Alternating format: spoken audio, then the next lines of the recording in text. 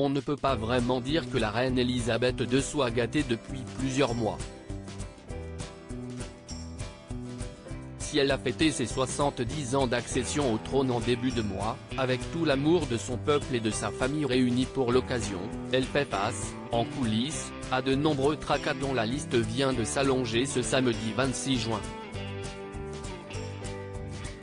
Le Sunday Times a en effet révélé une information compromettante sur son fils aîné, premier héritier du trône, le prince Charles.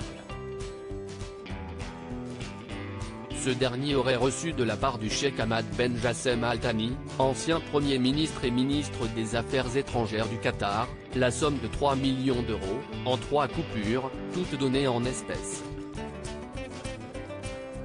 Des dons à but caritatif selon Clarence Hart, les dons de bienfaisance reçus du cheikh Hamad Ben Jassem ont été transmis immédiatement à l'une des organisations caritatives du prince, qui a procédé à une gouvernance appropriée et nous a assuré que toutes les procédures avaient été correctement suivies.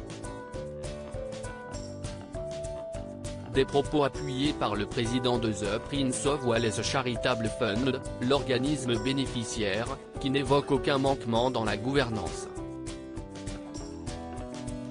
Reste à déterminer l'origine de l'argent et la raison de transaction en espèces.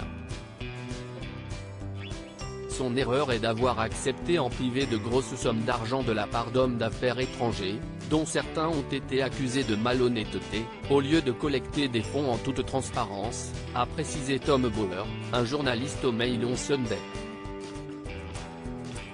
Autre détail et non des moindres, le fait que le prince Charles se soit rendu au Qatar après avoir reçu l'argent.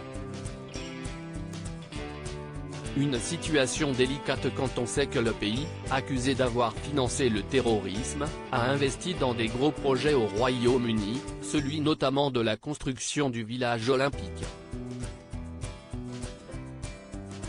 Toujours selon le Times, le mari de Camilla Parker Bowles aurait également reçu un cheval à 170 000 € et une aide financière pour l'entretien d'un château en Écosse.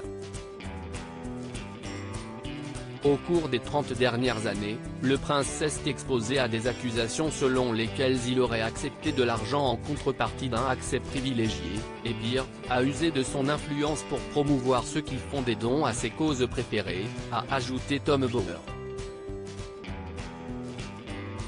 Au mieux, Charles n'a pas réussi à contrôler ce qui se faisait en son nom. Au pire, il était complice. Autant dire qu'avec une telle éventualité, le prince Charles pourrait définitivement s'asseoir sur le trône d'Angleterre. Au sens figuré.